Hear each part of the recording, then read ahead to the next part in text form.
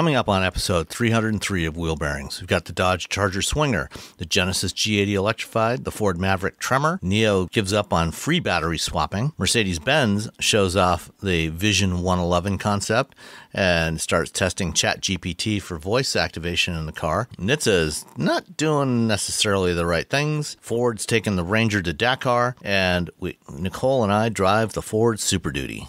All that and more coming up next.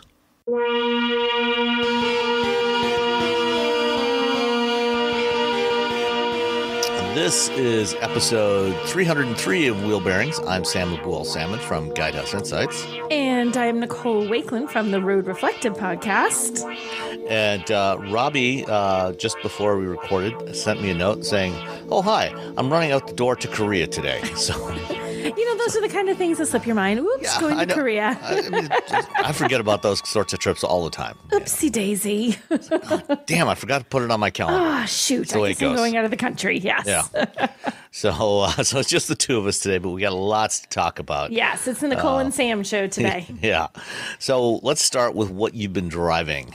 We had two cars that couldn't be, and as I look at them sitting on this list in front of me, could we get two more opposite vehicles for me to have in the same show? I don't know that I agree with that. I mean, they both have four doors. Mm-hmm. They both have four wheels, a steering wheel.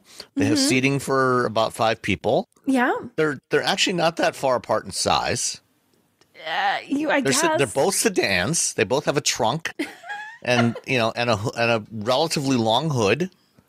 Only one is a muscle car and one is an EV, but otherwise totes the same. Well, does muscle car and EV, are those mutually exclusive? I don't think so. I don't know. Are they? That's Tesla a conversation. Model S Plaid. Model S Plaid is basically a muscle car. But I feel like to be a muscle car, you have to be, I feel like it has to be loud and just the tiniest bit obnoxious, which an EV isn't. So you're saying that if the EV that you had, if that had something like, say, Dodge's Fratsonic exhaust system, it would count as a muscle car? Possibly. Okay. It has to have that like slightly obnoxious, like makes too much noise, a little bit rough, a little bit like grr, arg. And EVs, even though they're super, super powerful, do you really think grr, arg when you think an EV? Do you really, Sam? Generally, I don't. But as I said, that Dodge Charger Daytona concept that came out last summer, that could change my classification system. It's kind of got that. I mean, it's not quite an arg. I mean, it's a very different kind of sound. Yeah. But it's going to be loud. Okay. And it's going to be obnoxious. And if it's loud and obnoxious, I think it would still count. But that would be the only loud, obnoxious EV that I could think of, right? Can you think of there's no other EV that has any kind of loud obnoxiousness to it? No. Not at the moment anyway. So as of today, June 18th, happy Father's Day. Oh, happy Father's Day, Sam. Thank you. And a happy Father's Day to your partner as well. Yes, he is doing barbecue today as he likes to do. That's actually him doing fun things, not doing things I'm making him do. But yeah, so I have an EV and I have the Dodge Charger Swinger, which is part of the last call. It's funny, you look and you say there were 6 vehicles. Technically, I think there were 7, depending on who you count. I think there were 7. The SEMA build is technically 7, but it's for the Charger and Challenger. And they did all sorts of like one-off things to be like, bye, we're getting rid of the GRARG engines. They're not going to exist in the form they are now, but that doesn't really mean they're not going to exist at all necessarily. Just say goodbye to the muscle car as you know it. Right? I guess that's fair. At least from Dodge. At least from Dodge. Yes, maybe. Question mark. There's some rumors out there that the EV may also be available with an internal combustion engine. Yes. Who knows? So maybe it's not really goodbye. Maybe it's just like so long for now. The one thing we can say for certain is that by the end of the year, Stellantis will have built its last Hellcat V8. Yeah. That is absolutely positively going away. That makes me sad. I like the Hellcats. I just knowing they're out there existing in the world. And to know that is loud and obnoxious. That is definitely loud and obnoxious, and I love it. It's loud, obnoxious, and perfect. I feel like if you're getting that, can you imagine if the Hellcat just was like a nice little quiet thing? You want it to be like loud. Kind of like my wife's wake up Honda? Your name. Yeah.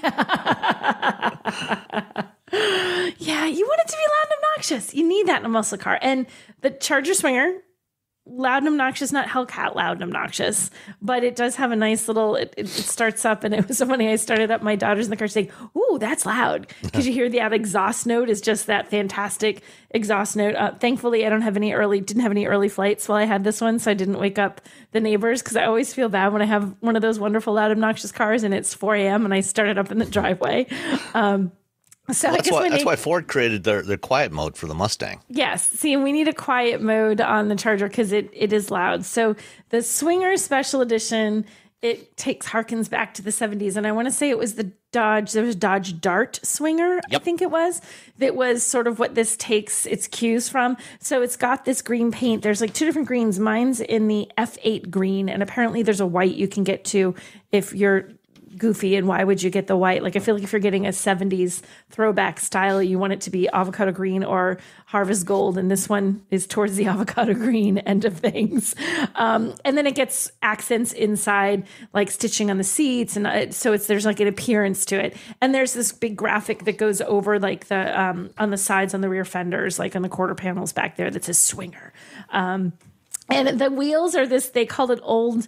It's not old school with an O, it's gold school with a G, because they're gold wheels, but they call it gold school is the color. Because these definitely are not old school wheels. I mean, you would not have found wheels like this on a Dart Swinger in 1972. No. You would not have, but the color is old school. So gold school. Get it? Bump, right? So I thought that was cute. So it looks the part. It has and it was funny. I was running errands, and this lady she was a mature lady. She was older, on the older side. Like, "Oh, I love this She's someone who you think might have driven a Dart Swinger back in the early 1970s? I feel like she could have been. So it may have been a little piece of her youth that she was capturing as she saw the car in the parking lot. So it does have neat styling and a neat color. I feel like all the Chargers and Challengers have cool colors. I mean, if you're going to build those cars, you have to have fun colors. And you can get it in a boring color, I guess. They make silver, but I just feel like it should be like red or purple or orange or green that sears your eyeballs, or something different. And this is definitely different. So a lot of this is about that appearance thing. And inside, when you look on the dashboard, there's a little Swinger badge, like it's that sort of a yellowy green badge on there. And then when you lift up the hood, right in front of the engine, there's a little thing that says last call, and it has like the silhouette of the car, and it says built in Brampton, I think, and designed in Auburn Hills. Does it say Auburn Hills? I don't even know exactly. Yeah, Auburn Hills is where the dot, the I went to say it. I'm like, oh my God, I forgot where they are. So it has that. So everyone gets a little plaque, which is kind of nice. So you have a cute little touches, and that it's, one of a limited run, and that it sort of marks the end of an era, no matter what happens for the brand. It's not the Hellcat. It's not the Hellcat. So it doesn't have like crazy, obnoxious, insane power. It has a 6.4 liter V8 as I lose the spot on there. Hemi. And it's 485 horsepower, so 475 pound-feet of torque. So it's still slightly less obnoxious. Right, slightly less obnoxious, but still on the scale of obnoxious towards the top. And it accelerates like crazy. It sounds amazing. I mean, it's the kind of car you have to love driving a car like this, because it's never quiet and easy and well-mannered. It is forever like, yes. So it's fun to drive. It's just that straight line muscle car. Let's go. Bam. And it's cool. It's always neat to me that it's a Charger, because the Challenger does this too. And they have a version of this that's the Challenger. But there's something about doing all this in a sedan that you can put your kids in the back seat of. I mean, you can really genuinely use this as a sedan. It's not like, well, we're a sedan only if you don't have legs. Like, you can fit in the back seats of this. You can really ride in this. I think that just makes the Charger sort of special, that it's a muscle car that can actually serve as a family car if you want it to. Yeah, and both of these, the Challenger and the Charger, are the wide body versions. So they've got the flared out fenders to cover the wider tires. Yes, and clearly, with if you were to, for some inexplicable reason, select this in a more sedate color, this could be a car that you could drive around, at least until people heard it. You could drive around relatively unnoticed. Yes, it would be mild-mannered if you didn't pick a Charger's mild-mannered if you don't pick the crazy colors or pick the one that says swinger in a decal on the back of it.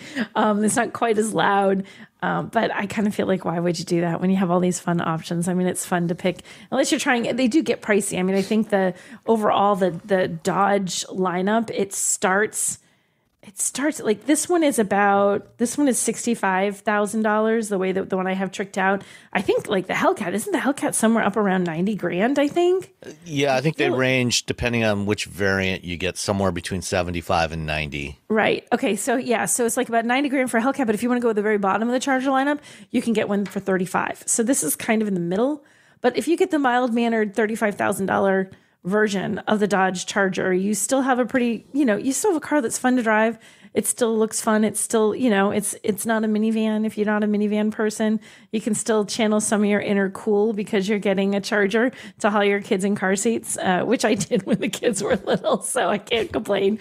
So I mean, I like the Charger. I think it's fun. And I think it's nice that they did these sort of special editions as an homage to something that has such a long history. And I mean, talk about a fan base. People love their Chargers. They love their muscle cars. They're passionate about them. It generates such enthusiasm from people, or hatred if you hate the fact that they, are that they even exist. That they even exist. It's either one. It's polarizing. You love the fact that this car and this lineup exists, or you think it's the downfall of mankind. There's nothing in between those two options. And those two options are not necessarily mutually exclusive. Correct. Yeah, it could be both. You could love it and it's the downfall of mankind. Both. Yeah. So that was my fun. Actually, the other one's fun too, but this is my fun, crazy, in your face, attracts all kinds of attention, make sure everybody knows that you're their car. That was a Charger. In addition to that, I also had the future. I had the Genesis G80 Electrified, which is luxury car, sedan, EV. So it is kind of interesting because you have, like you said, they are both sedans, and, can do the same things except very different powertrains and very different aesthetics. Even if they were both, let's say they were both gas or both EVs, they're such different personalities in terms of the styling and everything they've done. Like the Charger's really in your face and bold and everything's big and nothing is refined. It's all very aggressive. The Genesis is like, no, I'm a luxury sedan. I'm going to do all my stuff. I'm going to look really pretty and really refined and really nice while I do it. So it's just one trim of the electrified G80. You don't have a bunch to choose from. And it comes like fully tricked out. It's an $80,000 car, which is a lot, but also not a lot when you consider that there is everything that you want to get on this, you're getting on this. It's not like they've left anything off of it. And it's powerful. It has 365 horsepower. So not a Charger, but still 365 horsepower. And when you're driving an EV, you have that instant torque. You have that acceleration that it doesn't need to have. It's so weird. It's going to be weird looking at cars as we go forward, Sam, because it used to be all about that horsepower number. It was like, if it has a lot, it moves. If it has a little, it doesn't. But because of the way torque happens in an EV, it's not the same. You can have something that doesn't have an outrageous horsepower number and it still goes like you know what. Well, there's an old saying, that people buy horsepower, but they drive torque. Because the way most of us drive on a daily basis, you're not usually driving your car, hopefully, at top speed all over the place. You are often in stop and go traffic, or merging onto a highway, and those are the situations which most people encounter on a day-to-day basis where power doesn't really come into play.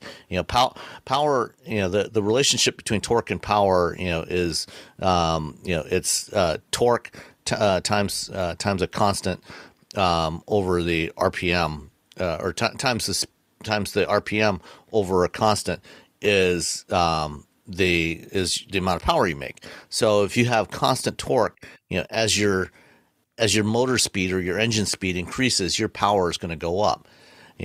With an internal combustion engine at relatively low RPMs, you've got relatively little torque, and so you don't really feel much in the way of responsiveness. With an electric motor, because of the way they function, where they produce their peak torque right from 0 RPM and all the way up until wherever they start to drop off, it feels like it's a lot stronger. Mm-hmm. It may not, depending on how high it'll rev, it may not have the peak power of a comparable engine. And so, you may lose out, in top end acceleration a little bit or top speed, but that's not what people use on a daily basis. It's that low end torque that you feel and you experience. Because that top speed, like you said, the top speed of almost every car we're driving is far past the legal limit of what anybody can or should be driving in that car on a highway. So even if you could go 120 in this one, but this one you can go 100, you should not be driving that fast anyway. So what you lose when you get not on public roads, not unless you're on a closed course. So, there's not a lot of times where you're that horsepower. You're going to, like you said, you're going to notice that the torque situation more than you're going to notice, oh, this doesn't have enough horsepower as the other guy.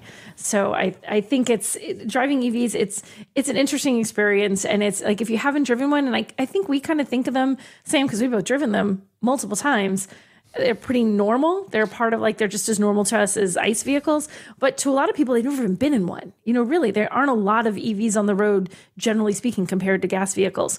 So it is a completely different experience driving one. And I do think I love it when I get someone in a car that has not been in an EV, a friend, and, mash the pedal when you get on the highway, when you're first accelerating, because they don't expect it. It is so instantaneous and it is so aggressive. And I think a lot of people who don't really know cars still think of EVs as well, it's just run on the 9-volt battery that's in my smoke detector. This is going to be lame. And they're not, but they may have ridden in a golf cart.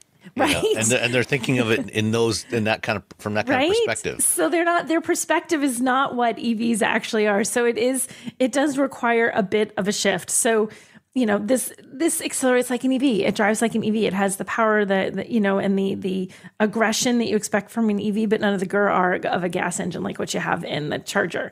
I like Genesis. I'm a fan of the brand just because for a lot of reasons, but I've had a lot of them lately, and they are a luxury car that delivers a true luxury premium experience for less than you will get for comparably equipped cars from the competition.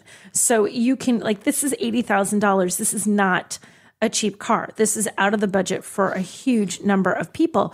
But what you get for $80,000 is just everything. There's a 14.5 inch infotainment screen, 12.3 inch digital instrument cluster. You have a head-up display. You've got all the safety.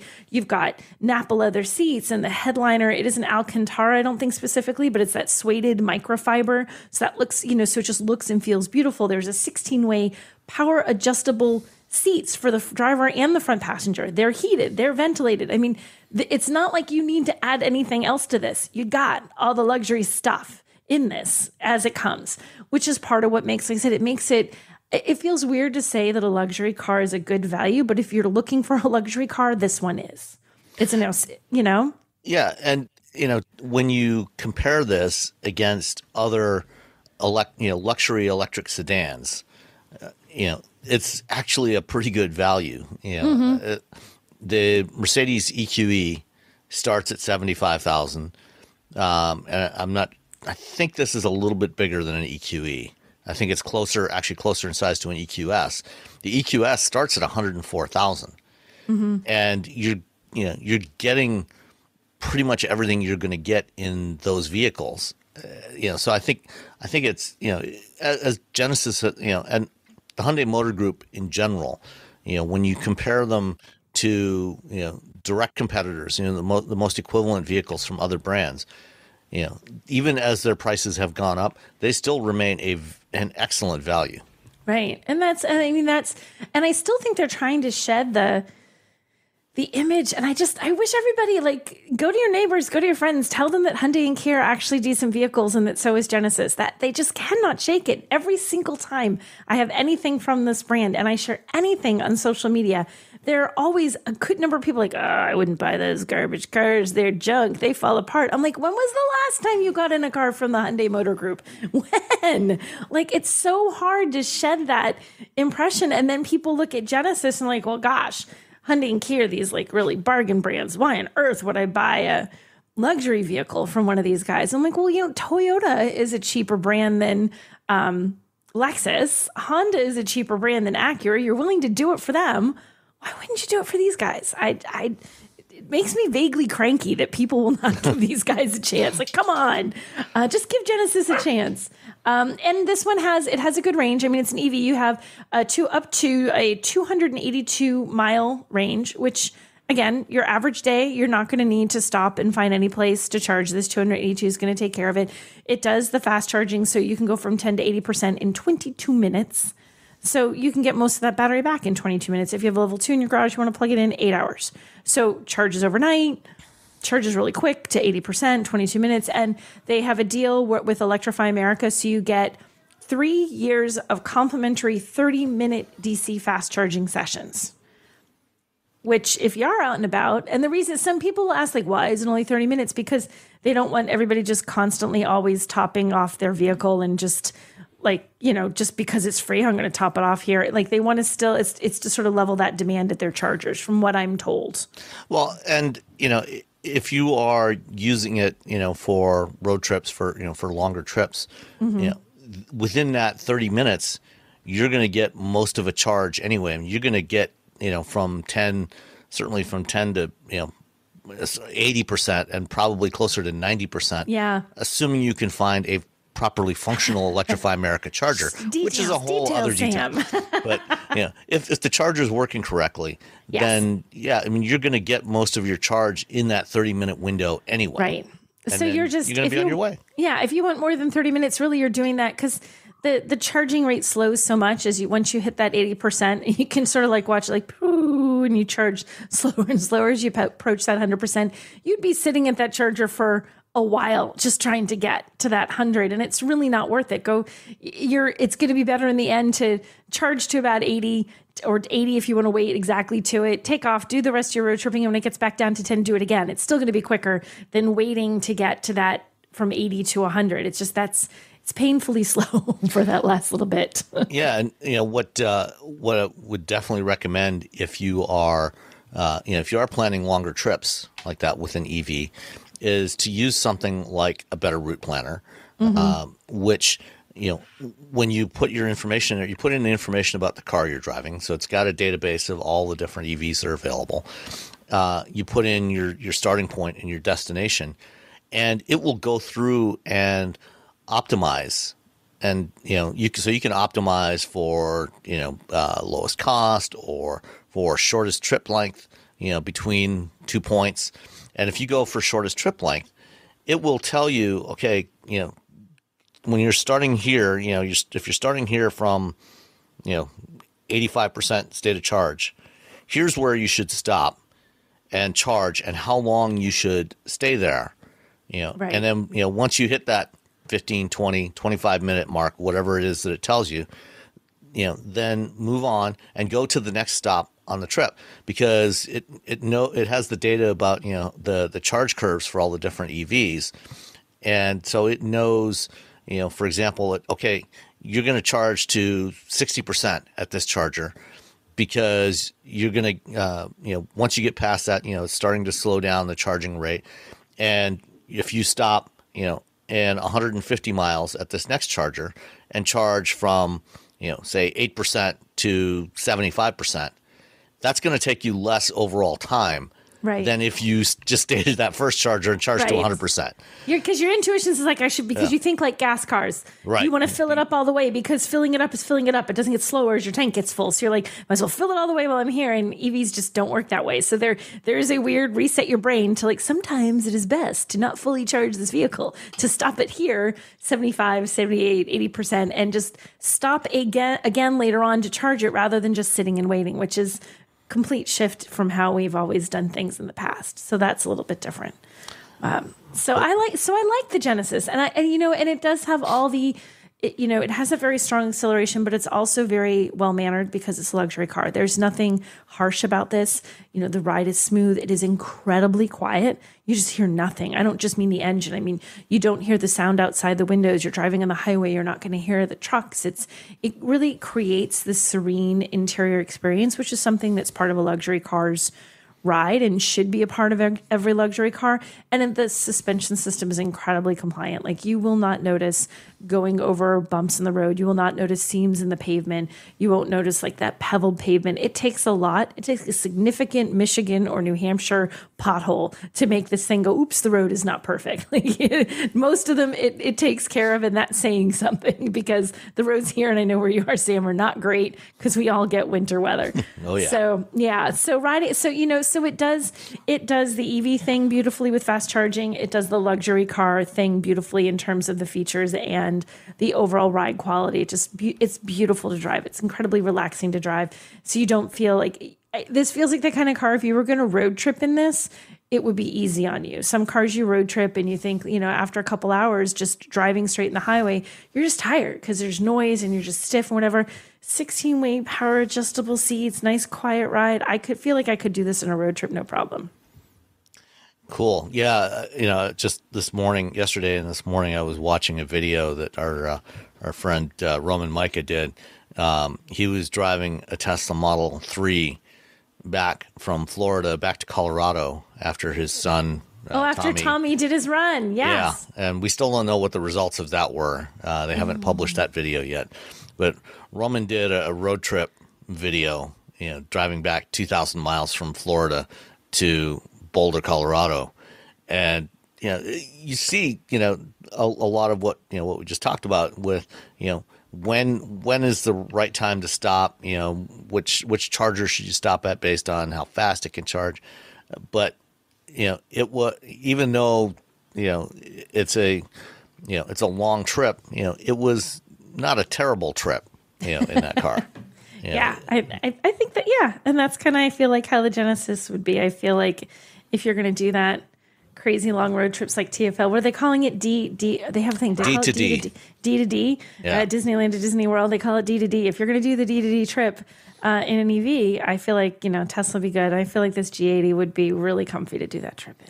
Yeah, I mean, you tried that trip earlier this year. And I did. Ran into bad weather in Alabama that kind of derailed things. We did, that stinking southern weather with the rain and the torrential downpours and the potential tornado warnings and the, oh my gosh, it's raining cats and dogs. We should probably call it right about here. But so I feel like that was fine. I feel like, but I do think that the Genesis is probably, I mean, it should be. I feel like it's probably even smoother and quiet, because the EV6 is a great vehicle, but it's not a luxury car, you know?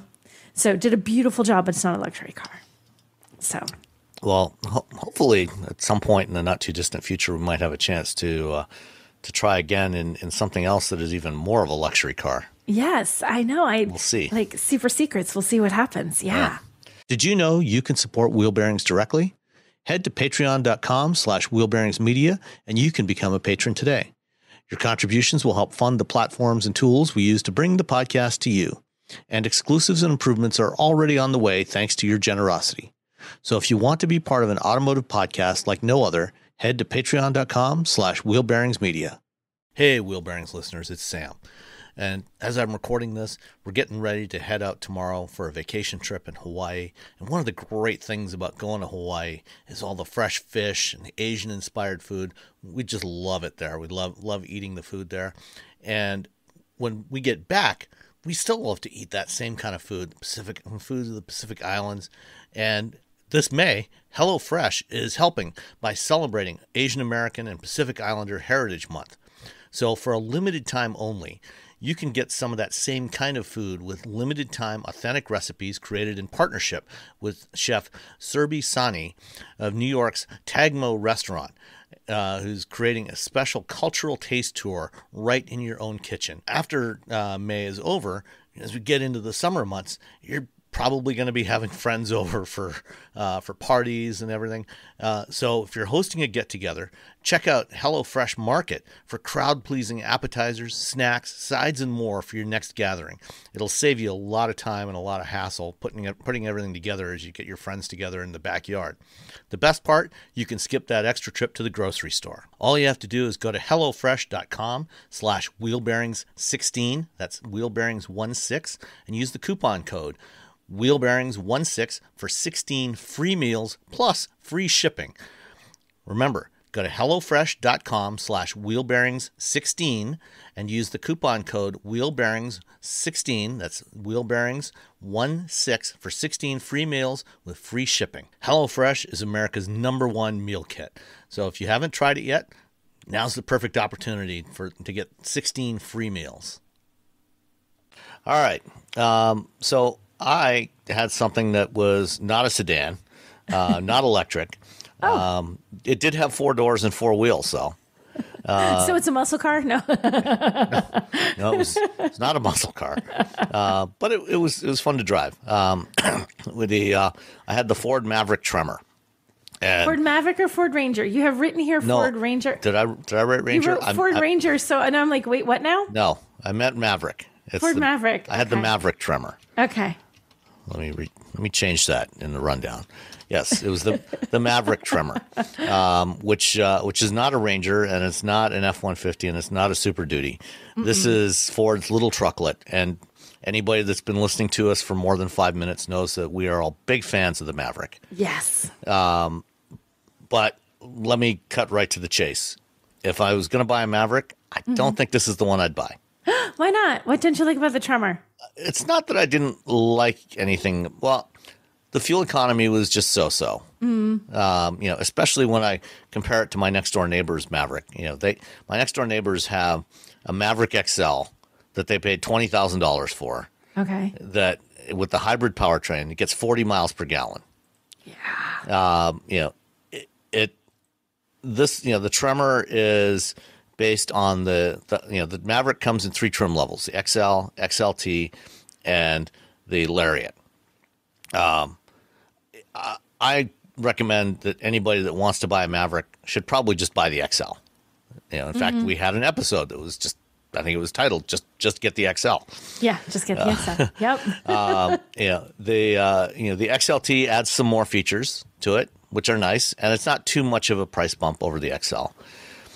When you start to get to the Tremor or the Lariat, the price starts to get up there for what you get. And I had the same comments, several years back when I first drove the Ranger. When the current generation Ranger, the first one I had my hands on was a Lariat, and that one was something like $42,000. And the Ranger, the current gen Ranger, like the Maverick, the interior was it's fairly utilitarian. Mostly hard plastic surfaces. Doesn't feel particularly premium, which is not necessarily a bad thing. There's nothing wrong with being utilitarian. Not everything has to be, really super premium feeling. But it all depends on, the price point and what you're getting, if you're getting good value. And I didn't think that was necessarily a great value in that vehicle. It was that Ranger Lariat was fairly pricey. And the same thing is true of the Maverick Lariat. Once you get up to the Lariat trim level, the Lariat starts at $28,335. So actually, when you factor in, just delivery, you're up to almost $30,000. Yeah. And then if you add in the 2-liter EcoBoost 4-cylinder instead of the hybrid, which is what I had,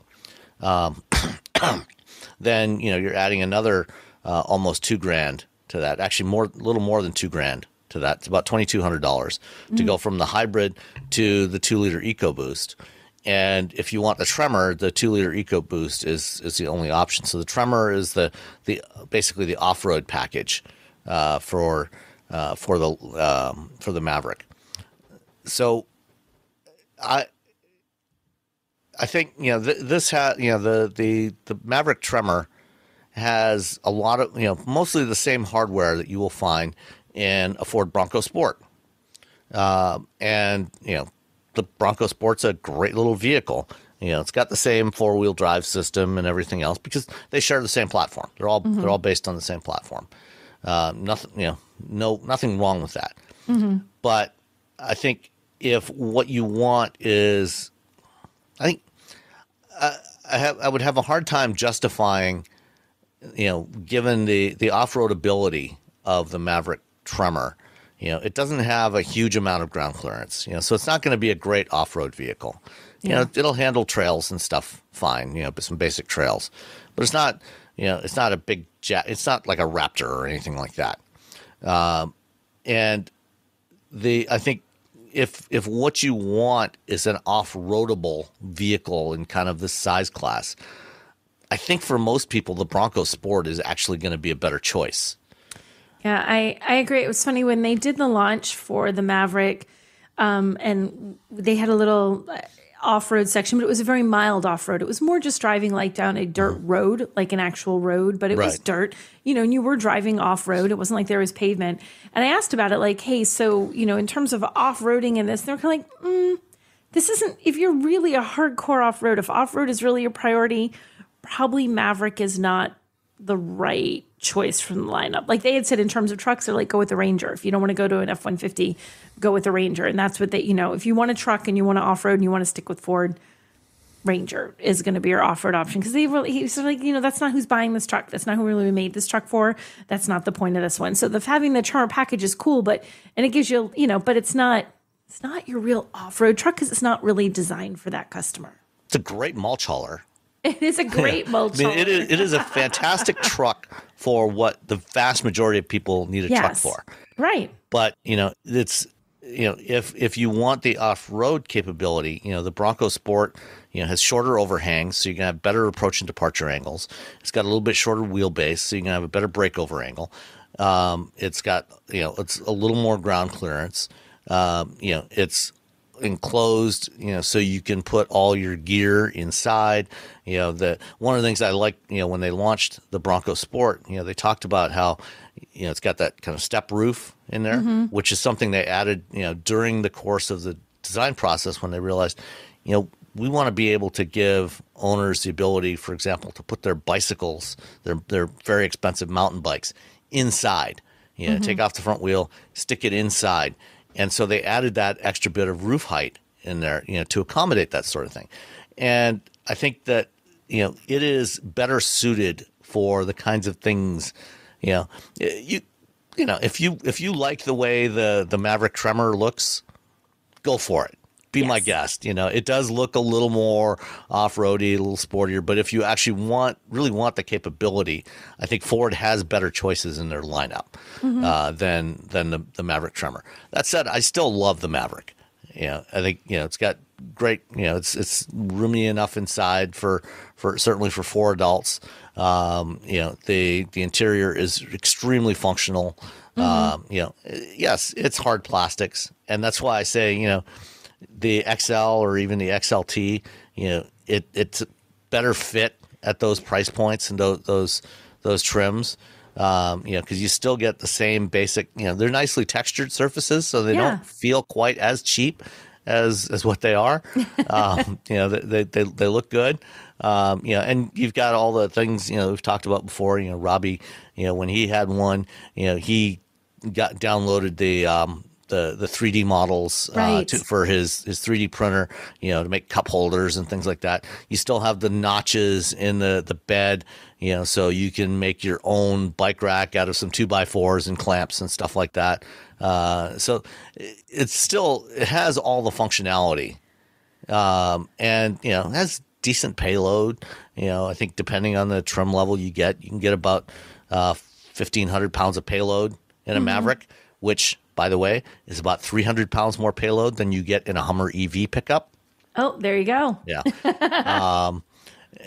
So I think the Maverick is still a fantastic truck. As equipped, the pricing sheet that Ford sent me for this one, and the pricing has changed a little bit. They've done a little bit of repackaging since this truck was built, last fall or earlier this year, and since the pricing sheet was put together. So as delivered, the pricing sheet on this one came out to $37,465. Wow, that's a lot.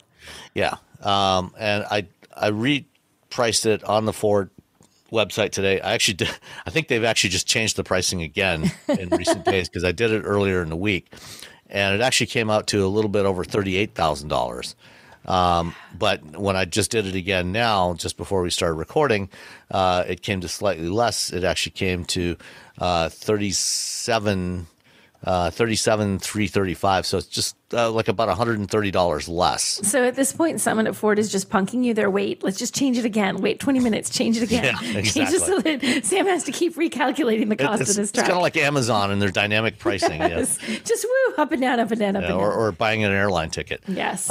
One thing that has definitely changed since this truck I drove was priced out was the delivery charge. So you want to take a guess at what the original delivery charge was? Oh God, I'm terrible at this. But I win no matter what unless I go over. Right. $1,200. More than that, it was $1,495. Ooh. And now, if you order one today, that has actually gone up by $100 to $1,595. So $1,600 for delivery charge. $1,600. I didn't ask you what it was. I have the Dodge thing sitting in front of me. What do you think destination was on the Charger? I'm going to take a guess at $1,500 or $1,495. Oh, you were so close. You should have said $1,595. Oh, okay. So it's about the same price as the Maverick. That's what I thought it was. So it's exactly the same as what the Maverick is now. Yeah. Yeah. Right now, as we record on Father's Day, ask us in 20 minutes and the pricing will have changed again. Exactly. I'm really a big fan of the Maverick, and I think it's neat because it fills a spot.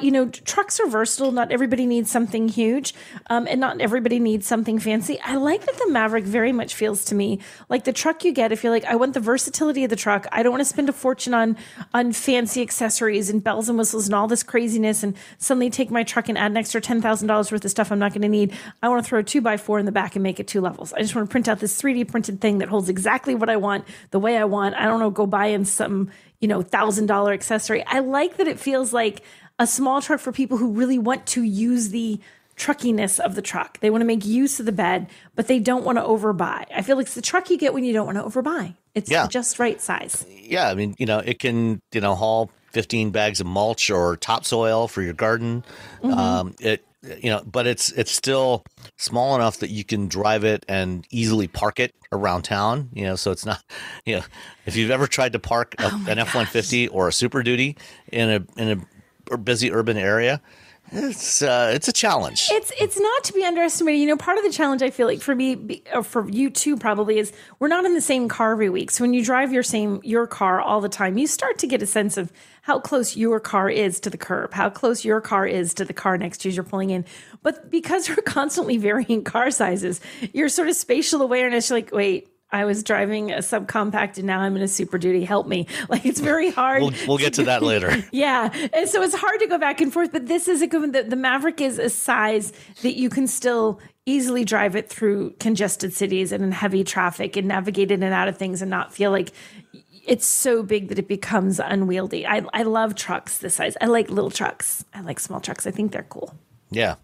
All right. Well, as long as we're on the topic of Ford trucks. Yes. Why don't we skip to the other end of the Ford truck lineup? Okay. So you got the Maverick, as the anchor, at the well, actually kind of the opposite of the anchor, but it's at the entry level point. It's yes. More affordable, more reasonable size. It's the truck for, I think, most people. Mm-hmm. And then at the other end, in between there, you have the Ranger and the F-150. Yes. And then you have the Ford Super Duties. Talk about Gur-Arg. That is.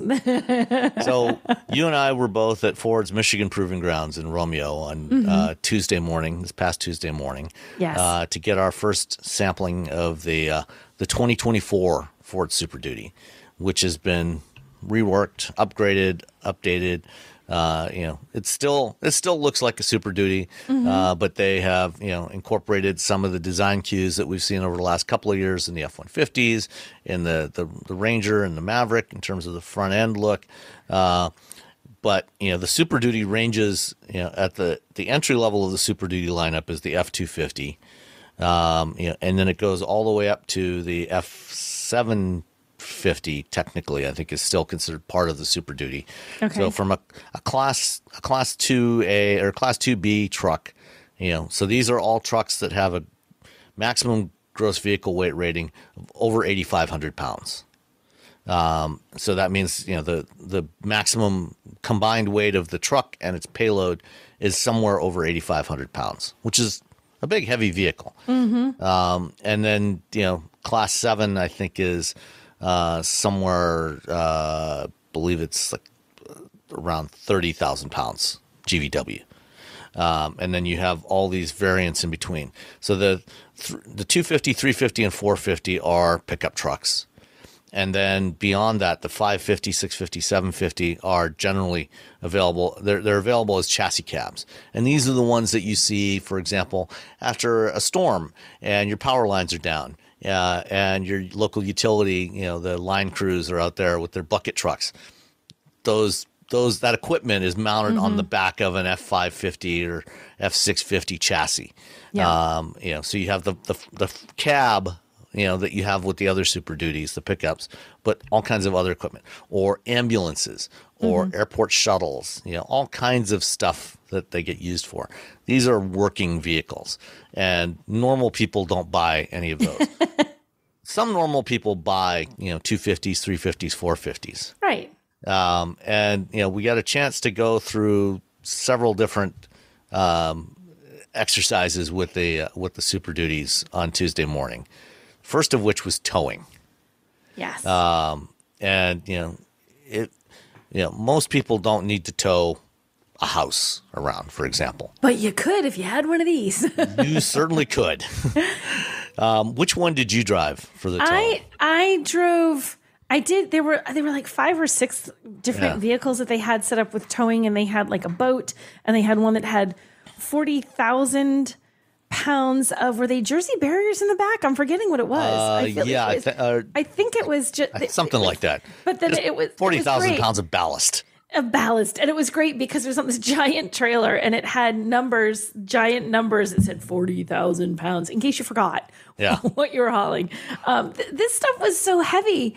Like, you need a commercial driver's license to drive this stuff, which I don't have. Which is why we did it on the track. Exactly, which is why we're on a closed course. Like, we did on-road driving and some of this stuff, not the 40,000 pounds, because you need a CDL. So that's the only way. Like, it's interesting. The capability of these has gotten so crazy. Like, we can't take you on the road in this because y'all can't drive on the road legally.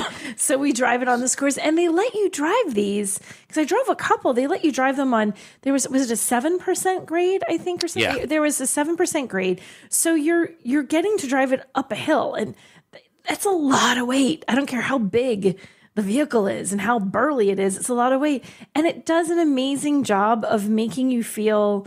I felt like in every iteration, like, I'm nervous hauling 40,000 pounds of stuff behind me, but just there's a sense of confidence to driving these. Like, it feels like, yes, you're towing. Yes, you've got a lot of weight back there. Yes, you have to be careful and take corners wide, which is a giant long trailer, but it is very confidence instilling. And I say that as someone who does not typically tow things. I don't have a need to tow in my day-to-day. So to take me from my average everyday, my little Wrangler 4xe in the driveway, to here, tow 40,000 pounds, Nicole, that's a stretch. So to say that I could still feel confident towing in this and still feel like it was capable and controlled and not feel nervous is really saying something, because I'm not the person who does this every day. No, and neither am I. I've had the opportunity over the last 13, 14 years to do, reasonable amount of towing, on various drive programs. And, some of them are more confidence inspiring than others. There was one that we drove last year that was not particularly confidence inspiring. And that was with a trailer that was only 6,500 pounds. That's not good. And you could feel the trailer swaying back and forth, and at 60 miles an hour. I bet I know what you're talking about. Yeah. I'm trying to think. We talked about it. We're not going to mention it. I think we mentioned it. Yes, I know it is. Yes. But, with I drove 2 different Super Duties with 30,000 pound trailers on them. One was a 5th wheel gooseneck trailer, and the other one was what's known as a pindle hitch, which is a different kind of hitch that's got a surprising amount of slop on it, let's say.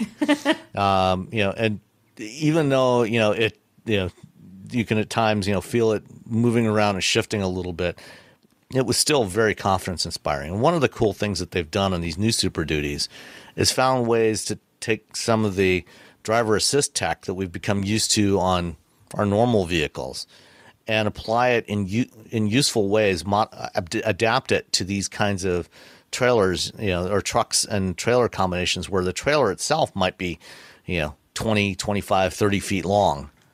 One example is blind spot monitors. Most modern vehicles now have a couple of short range radar sensors on the rear corners, to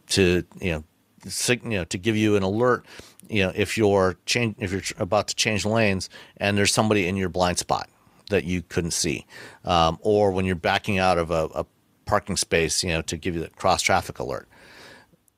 When you're towing a trailer that size, on the trucks, they have the blind spot monitor radars integrated into the taillight assemblies. When you add another 20 to 30 feet of trailer behind you, that radar sensor is pretty much useless back there. But what Ford has done is they've come up with a remote system. So if you have a big, long trailer, you can get an extra pair of radar sensors that you actually mount on the trailer, and you go into the settings in the truck and you tell it, how long the trailer is, where the sensors are located, and then it'll use those radar sensors to give you that blind spot warning, from the radar sensors mounted on the sides of the trailer, which is great. Very handy, great for safety, to give you a little more confidence, when you're about to change lanes, that there's nobody there that you're about to whack off the side of the road with that 30-foot trailer. Other thing, similarly, they've done that with the backup camera. You can get a remote backup camera that you install on the back of the truck or on the back of the trailer, because obviously, your backup camera that's on the truck itself, you're not going to be able to use that when you've got a trailer behind you. Right. And so, they've adapted that in a pretty cool way, and, various other things as well. They've done some cool things to make towing easier. And like you said, going up that 7% grade or going down the 7% grade, right? That's a relatively steep hill that you're going down. And the trailer brake assist that they use, it's not, the way they're doing it is not it's not a new way. I mean, what they're doing is they're using the variable geometry turbo to create more back pressure, to help slow you down without using the brakes, so you don't overheat the brakes. Well, I drove back in 2010. I drove GM heavy duty pickups that had the same kind of system on there. So this is something that's been around for a while, but it's a good solution to help make going down hills a little more confidence inspiring. So just generally, it worked really well. Hauling 15 tons of extra mass in addition to the weight of the truck itself. Right. And those are all with diesel engines, with their big Power Stroke diesel engines. Right. And I like they added a lot of features too that aren't new to Ford but are new to the Super Duty. Like there's I like some of the useful stuff. If you're someone who's hopping into the bed of your truck, there's a little side step that's built into like the side, like just behind the cab, and it's a fairly wide step. Like you could stand there with 2 feet easily. It's not a 1 foot step. It's like 2 feet.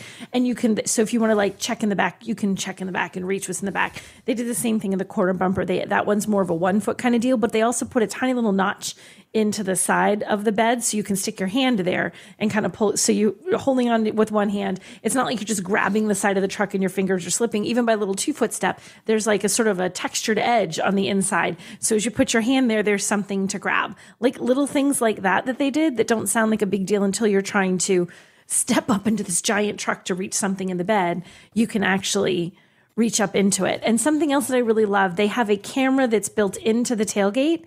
So this was so cool. So when you lower the tailgate, if you're backing up to a loading dock and your tailgate is down, your rear camera is not helping you because it's looking at the ground now, right? You're seeing nothing. They have one that's built into the edge of the tailgate. So you actually can see the loading dock. You see as you're getting closer and closer to the dock. And it even has a little like sensors. So it knows that the tailgate is down and it has sensors. There's one camera and four both the little ultrasonic sensors and the camera. In the top edge of the tailgate. So when it's down. So when it's down, all those sensors are pointing at whatever you're backing up towards, and it gives you a little warnings. Like it shows a little image of the truck, and it shows you got to look. It blinks red, blinks orange, or blinks. It starts like green, yellow, and it gets orange and red, and it blinks, and it's sensors and all this stuff. And this was cool too. They all these like sensors and things. Another neat thing that they did when as far as the what do they call it? The scales, the load leveling, the load scales, load scales, the smart scales, I think they call them, which is another just making your life easier thing. So you can see inside the truck how it's, as you're loading up your mulch, because you must carry mulch, you can see how close you're getting out to maxing that payload. And it's funny because you're part of the payload of the truck when you sit in there.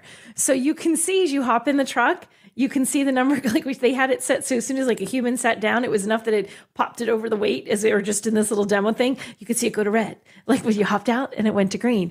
But you can see it on the back of the truck too. Once again, stuff they did in the back. So the taillights have a little sensor in it, and it kind of shows red as it's blinking up. If you go over it, it gets to a solid. It shows you, like you can see, so you don't have to hop into the front of your truck. So you'll see a string of red LEDs in the tail light cluster that go up. As you load it up, it tells you when you've hit your max weight, so that you can see. And it's we were playing with it, so it was not at its max weight with the bark mulch that was in it. But once you hopped on the truck, it was. So we had like the Ford guys hop on those little bumper steps, and all of a sudden you can see that it maxes out. So these little convenience things, being able to see as you're backing up to loading dock that your tailgate is or is not going to whack the back, knowing as you're loading stuff into it, you can see that you're right there as you're throwing things into it. Oh, wait, we've gone over. We need to pull some stuff out. We've gone too high. They added some nice convenience things that just make it a little bit easier to do the work that you're probably going to do. If you're buying a truck this size, this isn't just for kicks and giggles. You're doing some kind of work if you're buying a truck that's this capable. And I kind of thought those features were just sort of neat. I guess in a way, sometimes kind of a safety feature because you're not overloading your truck. You're not damaging your truck. No, it's absolutely a safety feature. So I call them safety/convenience because it also makes it a lot easier to be safe. So I like those were two features. I thought those were kind of neat.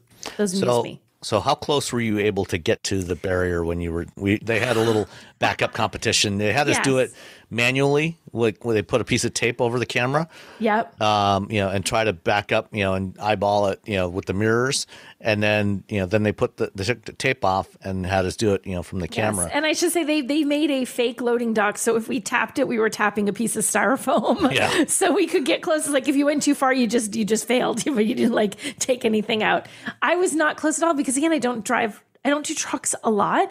So backing up, totally out of my element, right? I'm like, this feels good. The first time I was 20 inches away from the loading dock without the camera. But once I used the camera, I was 6 inches away, which is still further than you need to be. But considering that I was guessing when I was just eyeballing it, 20 inches, somebody loading up is going to have to throw stuff into the truck. Or when I used the camera, 6 inches away. How close were you? He's like, I was 2 centimeters. See, without the camera, I think I got to about 10 inches. And with the camera, I got down to 1.25 inches. Yeah. But Bob Gritzinger, our friend from how did he do this? He apparently got down half an inch. Yeah.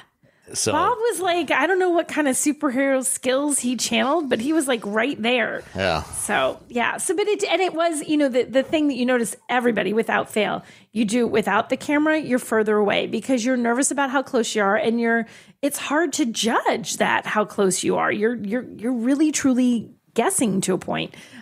Just looking in your mirrors and stuff. Once you have the camera, you can literally see how close you're getting, and it's telling you, and it's much easier to get close enough so that you don't have a giant gap or have to get out and no, come back a little further. You're not back far enough if there's no one there to guide you to loading dock or whatever it is that you're trying to load up into your truck. So I thought that was pretty neat. And it was a fun game, and go Bob. Yeah.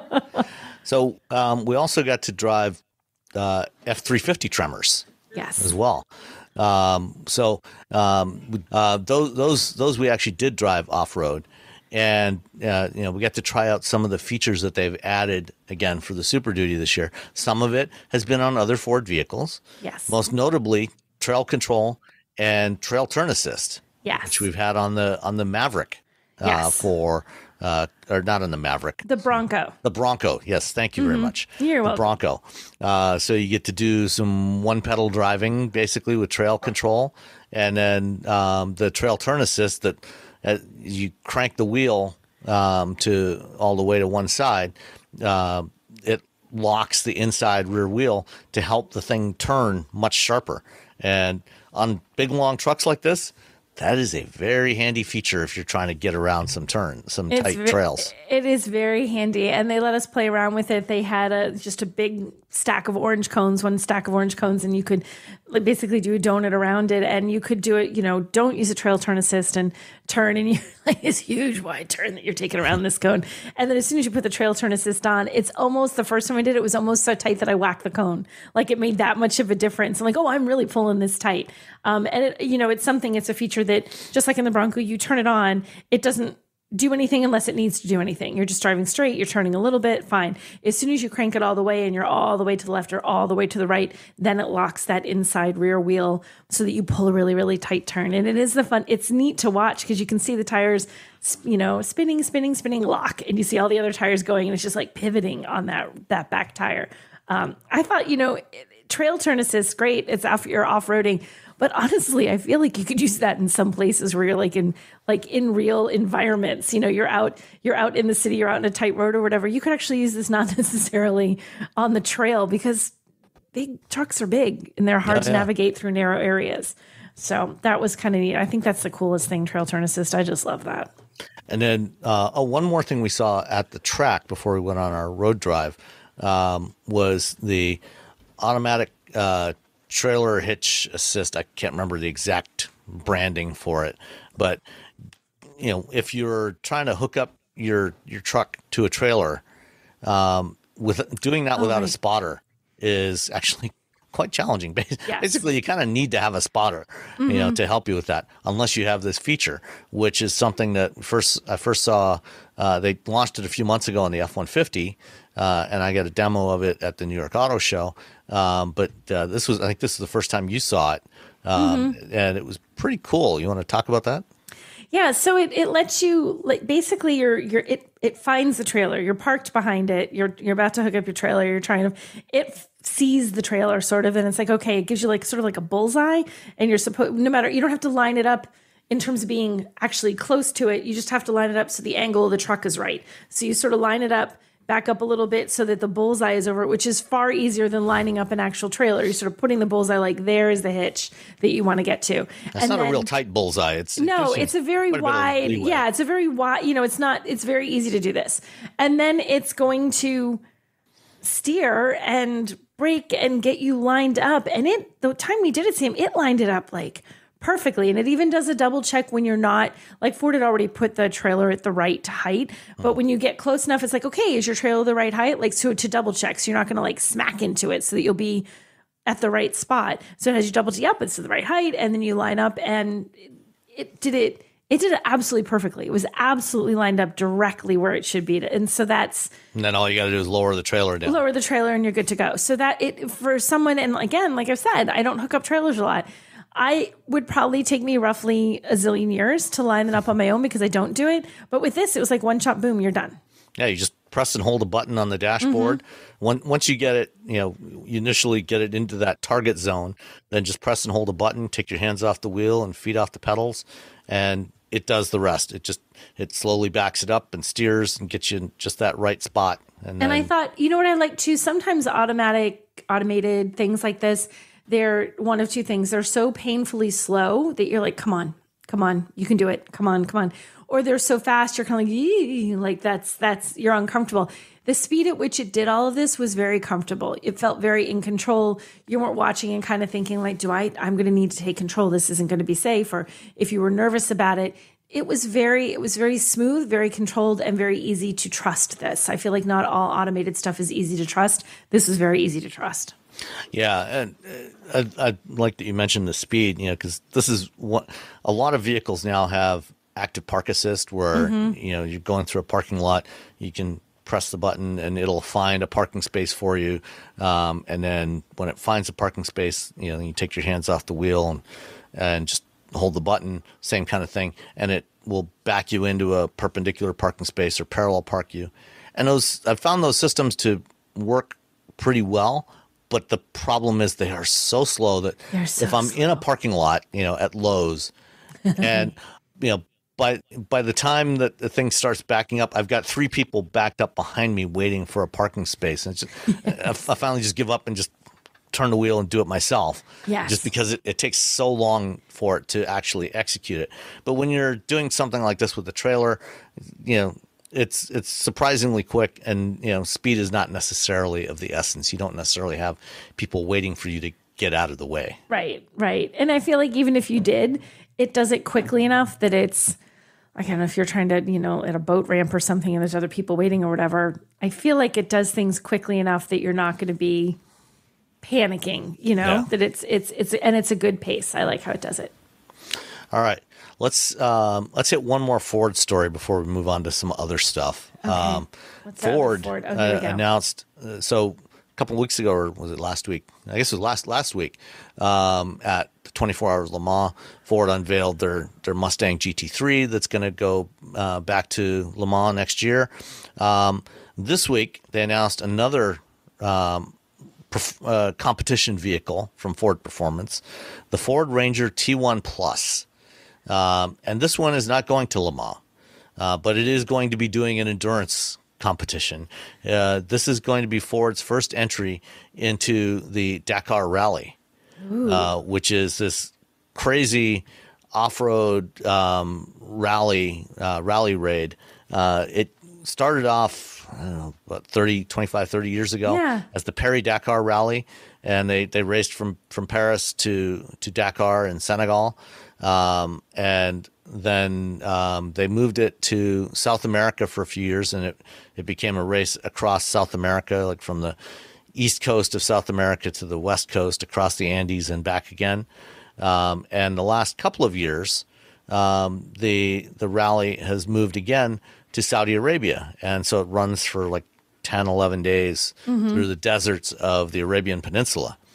And there have been some amazing vehicles that have won this competition. It is truly an endurance race, and people run everything from motorcycles to great big trucks on this rally. There's everything in this rally. It's insane. So Ford is preparing a special racing version of the Ranger, which, aside from having some bodywork that looks vaguely like a current generation Ranger, and when I say vaguely, I mean vaguely. Vaguely, yeah. I mean, you can see in the front fascia, okay, yeah, it's got the grille and what looks like the headlights of a Ranger. Right. I feel like everything else on there, I'm like, and that's it. Yeah. When you look at the front, there's your Ranger. Everything else, no. Yeah. So this is for the 2024 Dakar Rally, which will be the race happens in January. Then basically for next year, they're going to take this one there, essentially to scope it out, and see how things go. They have no illusions about being truly competitive next year. They just want to try and finish if they can. They actually, in the press release, they say they're taking to compete in the class on a, quote, finish and learn basis. Yes. So, which makes it very much sound like we just want to finish it and learn what we need to learn to do better the next time around. And then for 2025, they're going to build a new truck that is loosely based on the new Ranger. And when I say very, very loosely based, but it will at least have some visual cues that tie it to the new Ranger. This looks crazy. The vehicle looks amazing, but I'm like, if you didn't tell me it was a Ranger, I wouldn't know it was a Ranger. Yeah. So that's coming up in January. So that should be fairly interesting to watch. That should be pretty neat to see. Yeah. Yeah. All right. Let's move on to NIO. Are you familiar with NIO? I am not familiar with NIO. I'm looking at this right now. So NIO is a Chinese automaker that only does EVs. They're a startup. I think they started production in 2019. And I've had the chance to ride in a couple of NIOs in California from their R&D center there back in 2019. One of the unique things, so their first product was the ES8, which is a upper midsize 3-row crossover, roughly the size of a Toyota Highlander, or Hyundai Palisade, but it's electric. And right now just last year, they finally started exporting them from China to Europe. You can get them in Norway and in Germany, I think, right now. And one of the distinct things about NIO's model is that, in addition to having a network of fast chargers, they also have battery swap stations. So all their vehicles are designed around the same battery pack form factor. So they're all interchangeable. And currently, they have NIO has 1,383 what they call power swap stations. So if you remember back to 2015, I think, Tesla did a demo. They had a big event and did a demo showing, fast battery swapping with a Model S. I remember that. Yeah, and it never came to fruition. Well, they built one swap station. And they operated it for about a year and then shut it down. And I think they maybe did half a dozen swaps in that time frame. And turns out probably the real reason they did it was they never really intended to build out the network of swap stations. But the California regulations for tax credits for zero emission vehicles gave more credits to vehicles that were battery swap capable. So the Model S and the Model X were capable of doing battery swaps. Even if they never did one. So instead of 4 EV credits for every vehicle they built, they got 7. And they were able to sell those credits to other automakers who weren't selling as many EVs. And then after about a year, they shut down the battery swap station and it was never discussed again, except in Ed Niedermeyer's book. But NIO looked at that and said, yeah, we can do that. And so they've built out a network of almost 1,400 swap stations mostly in China. There's about 1,200 in China, and there's almost a couple of hundred now in Europe. And they're building those out. And they said they've done 20 million battery swaps to date. That's a lot. You drive into this thing, and it basically looks like a couple of shipping containers. And you drive in the back, or actually probably a better analogy would be like the quick oil change places where you drive in the back and there's a trench down the middle and the guy's standing down there, and as soon as you stop and turn off the car, they're in there pulling the plug out and draining your oil, and you're taking off your filter and then putting it back in, hopefully tight enough that it doesn't leak, and then refilling the oil, and you're on your way in like 5 minutes. This is kind of the way these things work. You pull in one side, the mechanism unbolts the battery from the bottom of your NIO, takes it away, puts it in a rack to charge, and gives you a fresh one, and you're on your way in about 2.5, 3 minutes. And these are very popular in China. And conceptually, it's not a bad idea. The problem is, the economics of it. Unless everybody is using the same battery pack form factor, it's hard to make an economic case for battery swapping. It's not. What I can't tell looking at this, they say they hope to have 2,300 power swap stations in operation by the end of this year. Is it just the free bit? Are they charging you for it now? Now they are charging you for it. So this is charge. So they're still doing it. They're just charging you for it. So okay, that's just as Tesla for the first few years was giving everybody free supercharging for life when you bought a Model S or a Model X, now they give you some small limited amount of supercharging for free, and then you got to pay for it. Same thing here. So NIO has dropped the free swapping. They're still going to do swapping, but now you have to pay for it from day one. Or you might get a few limited number of swaps just to try it out and get you hooked on it.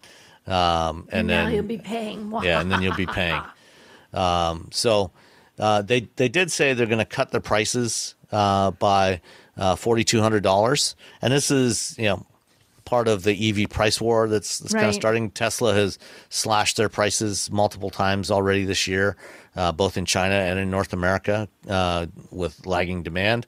And so now NIO is trying to compete by cutting their prices, but as part of that, they're also taking away this feature of the free swaps. And so now you're going to have to start paying for battery swaps. I wonder how many people will still swap the battery, or is it going to be outrageously expensive to swap the battery? I didn't see anything here saying cost. I did as you were talking. Yeah, they. I don't think that they have said what the cost is going to be. I know when Tesla did it, they priced it. I think a swap was something like $75. Okay, so not terribly bad, but so still. maybe a little bit. They targeted it to be a little bit less than the price of a tank of gas, but significantly more than what you would pay for charging. So it was an alternative to fast charging, and I'm guessing it'll probably be something similar for Neo. For Neo, that makes sense. That's interesting. The idea of the battery swap is such a cool idea. Like, I don't have to worry about sitting and charging and doing this. I just swap it. I did a new one. It took 2 minutes. It's a neat idea, but the scale of it it just doesn't seem to make sense at all. And like you said, unless everybody starts using the same thing, you're going to have one for Kia and one for Hyundai and one for this company and one for that. That would be weird. I think where it actually makes more sense is for something like large commercial fleets. Where they have a homogeneous fleet of the same kind of vehicle. Yes. And if the vehicles need to have minimal downtime, so they need to get in and out quickly and be back on the road. I mean, that would make a lot of sense if you have you have a fleet of vehicles, they're all the same, and you want to keep them moving as much as possible, not having to have them stop to charge. That's a huge big deal for fleet. Every minute that you're not out there driving and is lost money essentially. So then. Yeah, that would make sense to having dedicated things for your fleet. That's actually a really good case for it. Yeah, and there's a company called Ample that they have a slightly different variation on the swap concept. Instead of swapping the entire battery, what they do is they swap battery modules.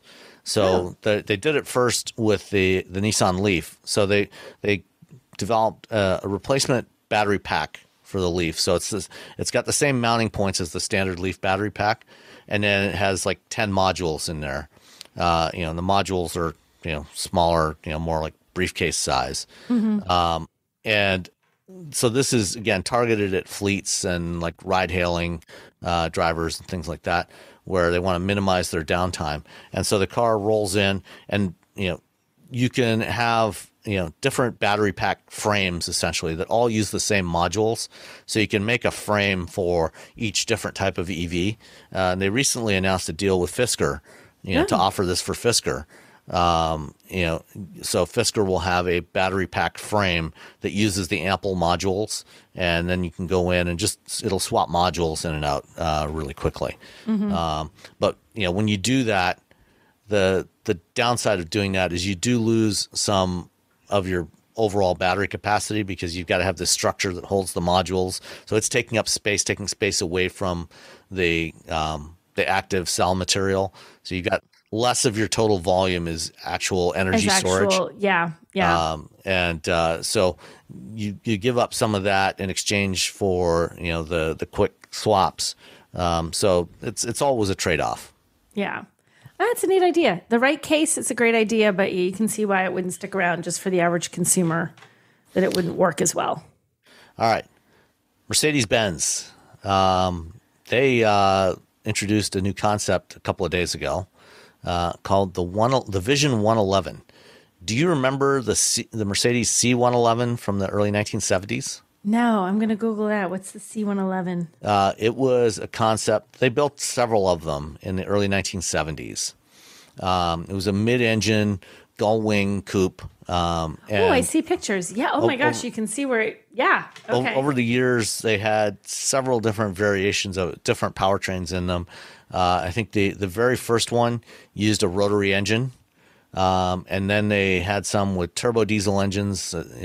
With the turbo diesel, it set all kinds of endurance records and speed records in the early mid 1970s. And then I think they did it with a gas engine as well at some point. But this new Vision 111 is a design concept that is inspired by. It's not like when Ford did the GT in 2003. It was basically a direct copy of the 1960s GT40. This takes some design inspiration from the C111, but it's a completely different beast, and it's electric. And I think the main thing that they're trying to highlight with this one, besides the design, is the new motors, the electric motors. So there's 4 electric motors in this thing. Last year or the year before, Mercedes bought a company called Yuasa. No. I think Yuasa is a Japanese company. I forget now, but it was a company that was developing something called an axial flux motor, electric motor. That sounds like something out of Back to the Future. It does kind of sound like that, doesn't it? So flux capacitors. Yeah, most of the motors that you typically find in electric vehicles today, the electric motors, are what's known as a radial flux. So if you look at the motor, it typically looks like a cylinder, maybe somewhere between, depending on the vehicle and the size, somewhere between 12 and 18 inches long, and maybe 10, 12 inches in diameter. And the electromagnetic flux goes out. If you were to draw the flux lines, they go out radially from the shaft, from the rotating shaft of the motor. So they stick out, kind of like the spokes of a wheel, if you were to look at it. An axial flux motor looks more like a pancake. And the way the coils are arranged, the windings are arranged, the flux goes parallel to the shaft, parallel to the axis, hence axial flux. And what this does is it gives you a more compact motor that is more power dense than a radial flux motor. And you can do, gives you more flexibility for how you package the thing. But the reason why they haven't been used much so far is because of the way the windings are and everything. You get more fluctuation in the torque curve. Okay. So with a radial flux motor, basically your torque curve is kind of flat, yeah. and it's more consistent because you get more overlap between the flux lines. Whereas with an axial flux, you lose that overlap, so you get a little bit of flutter in there, if you will. Mm-hmm. But they've been working on that, trying to smooth that out.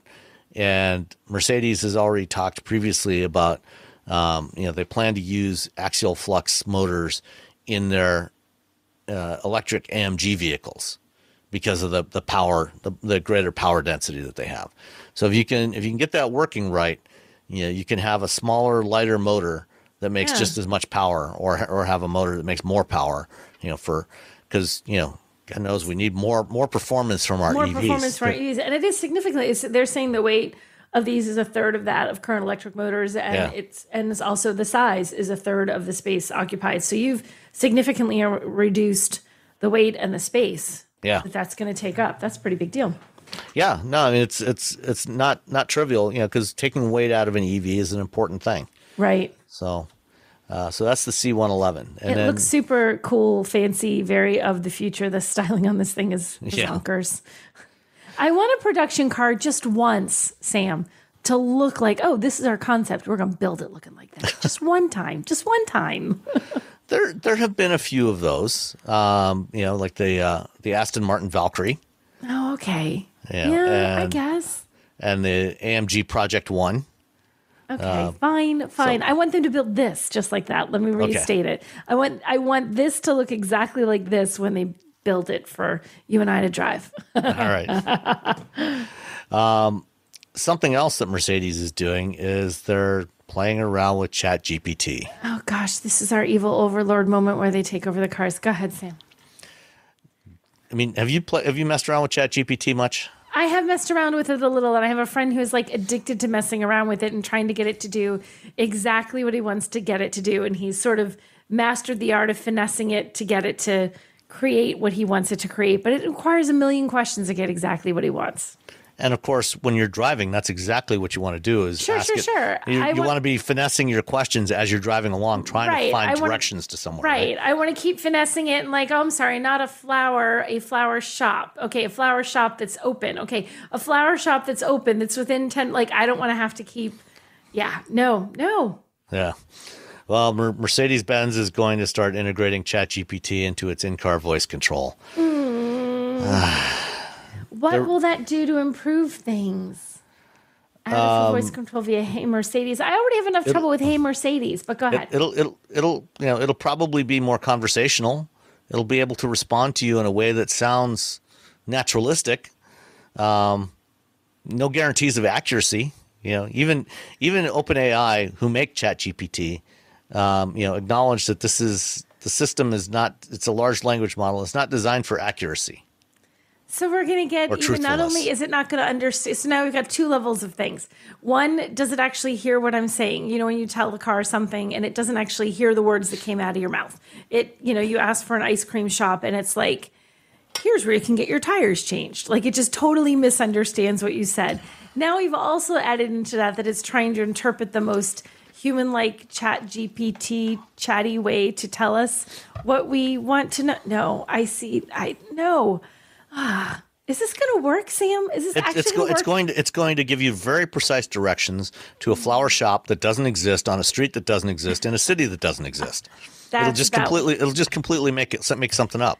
That's what I'm thinking. But it will sound utterly plausible to you when it gives you the answer. And it will sound very elegant and very certain of itself as it gives these like, hey, Nicole, instead of being like, taking to flower shop, it'll be like, hey, Nicole, I'm taking you to the flower shop. And it won't take me to one that doesn't exist. Or, it'll take you to a cookie shop that is actually an oil change place. Oh, gosh dang it. Then I'm going to get cranky. I'm going to be screaming, hey, Mercedes, fix this.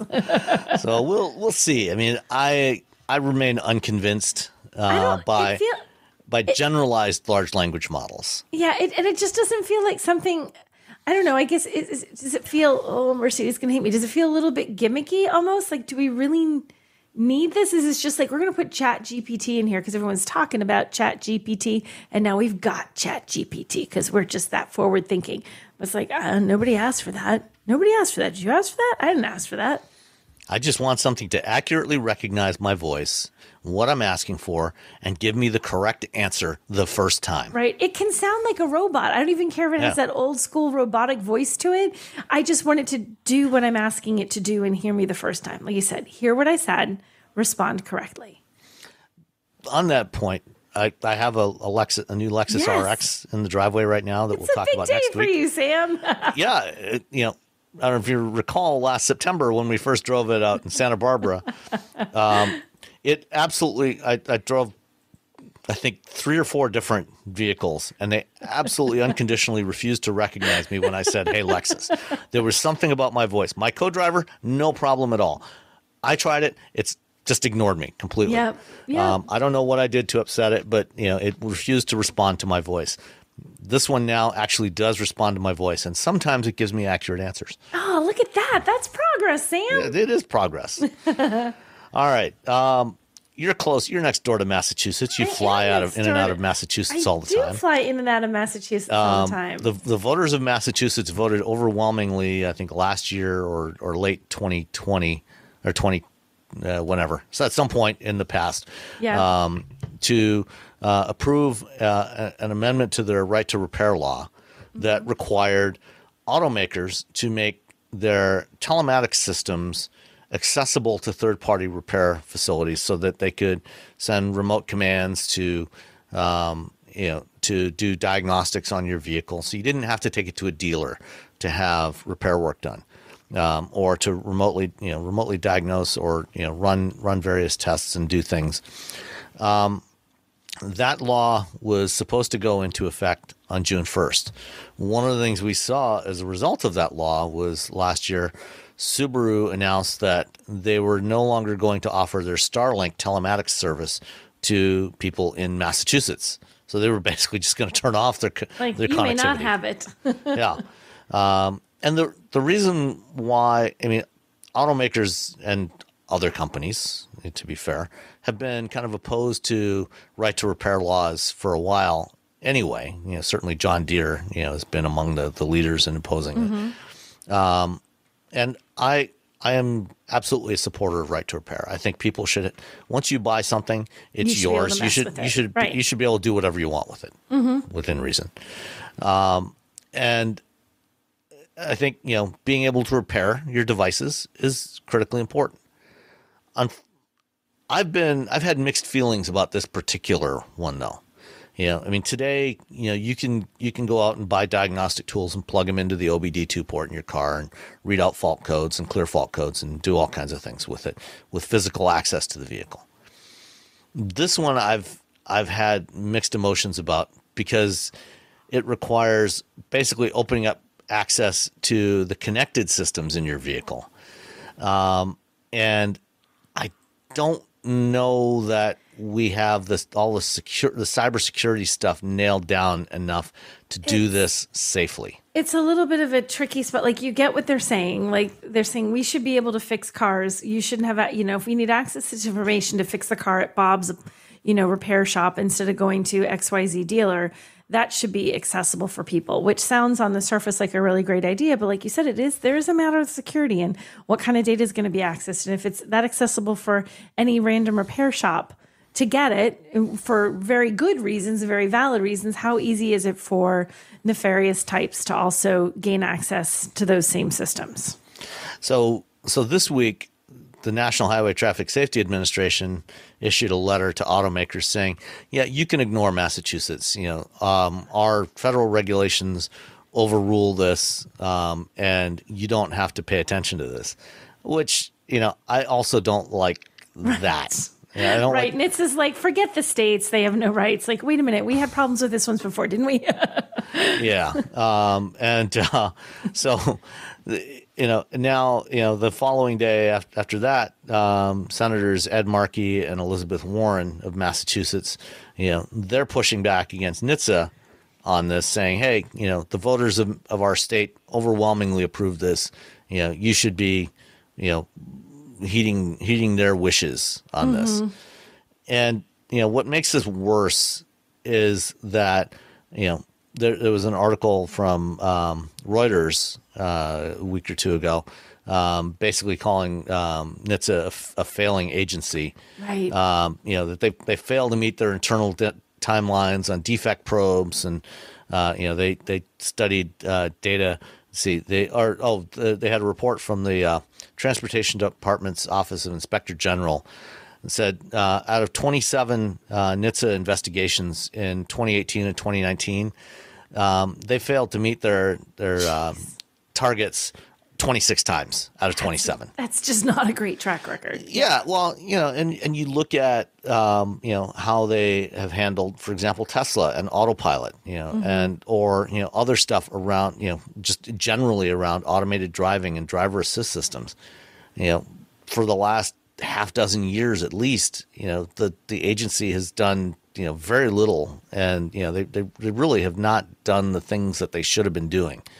And granted, between 2016 and 2020, there was an administration in Washington that basically told all agencies no new regulations.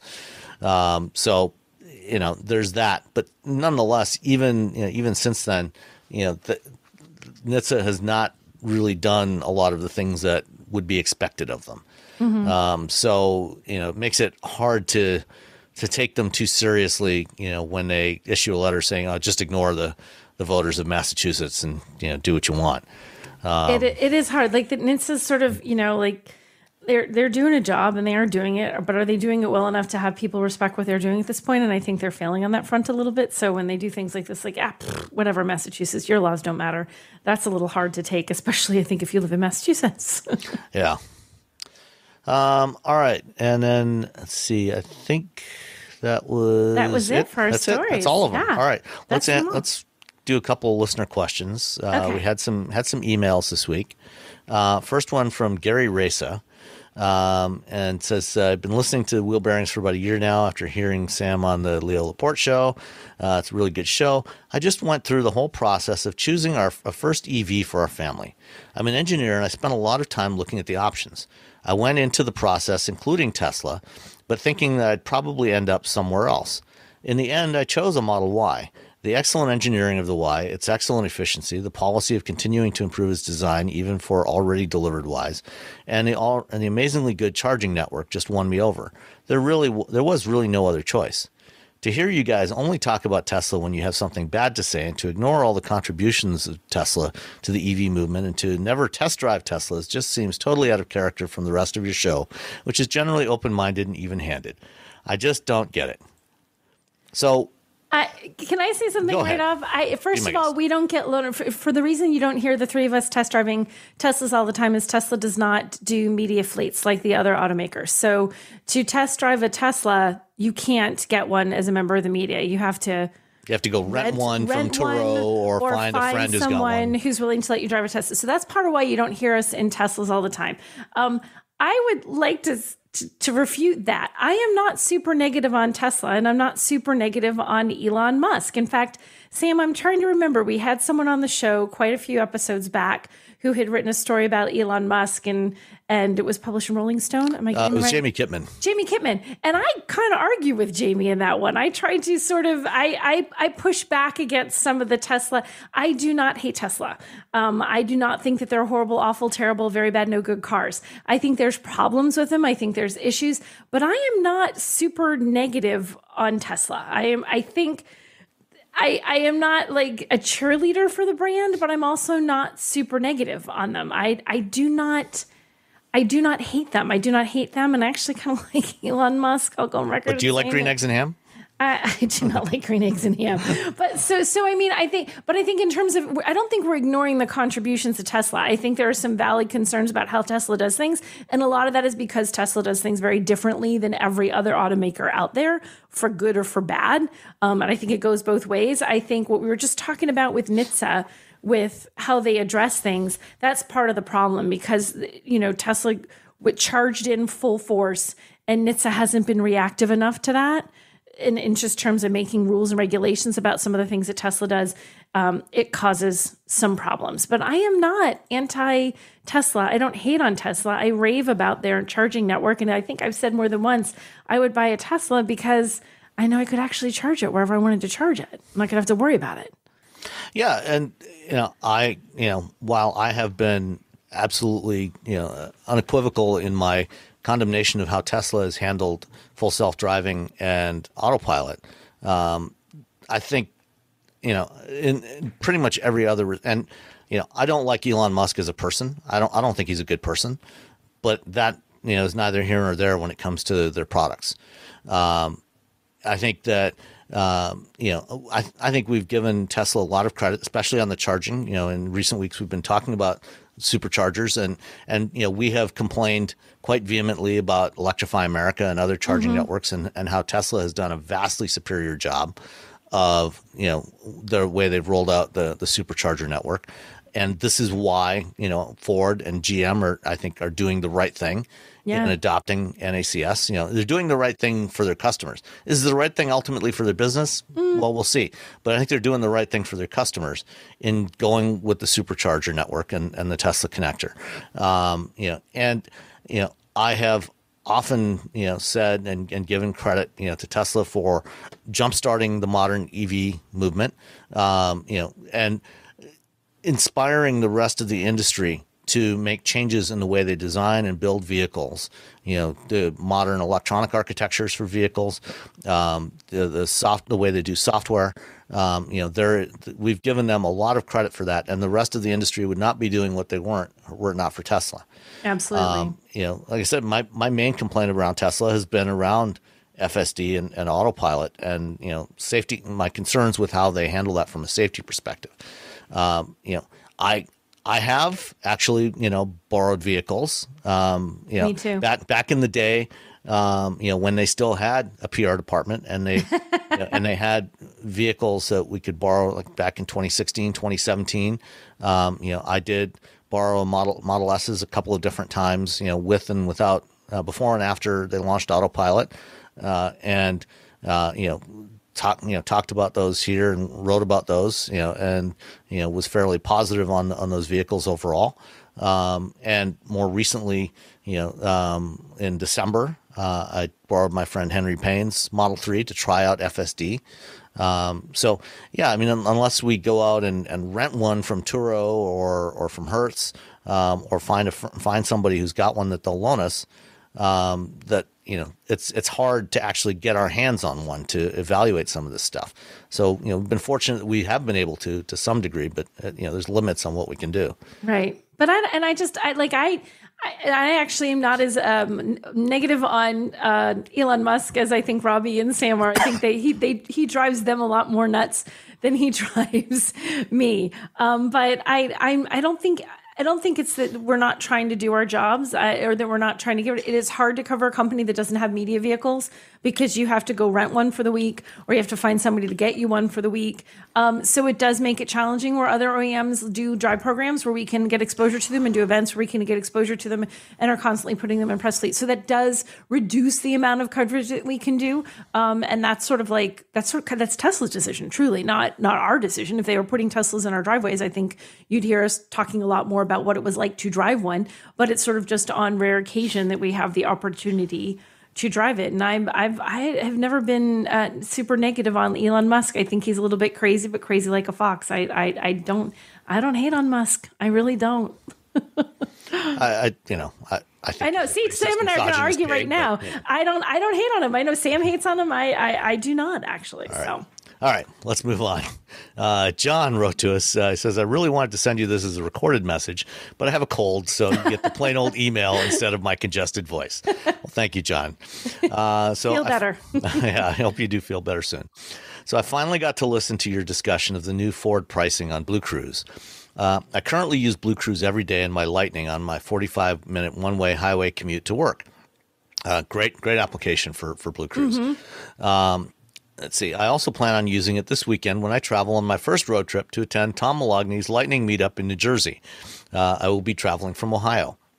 I want to point out a few finer points to add to what you've already discussed. I also have a Job 1 Mach-E that I got in February of 2021, very early one, obviously. Yeah. I finally got Blue Cruise after waiting about a year and a half, and Ford has extended Blue Cruise on that car through 2023. When Ford first announced Blue Cruise with these cars, the price was quoted as $600 for 3 years. Those of us with Job 1 cars, from my understanding, Ford will still honor that one time when the current subscription ends. The Mach-E has now become the around-town car that my daughter drives, maybe 100 miles a week. However, this new pricing will apply to my Lightning when the subscription on that came with the truck ends in 2025.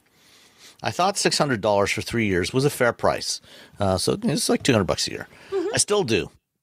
I think at $800 a year, the take rate will drop sharply, although some may opt to pay $75 for the month or two that they actually do a long trip, which means Ford will get $75 or $150 instead of $200 a year for this ADAS software.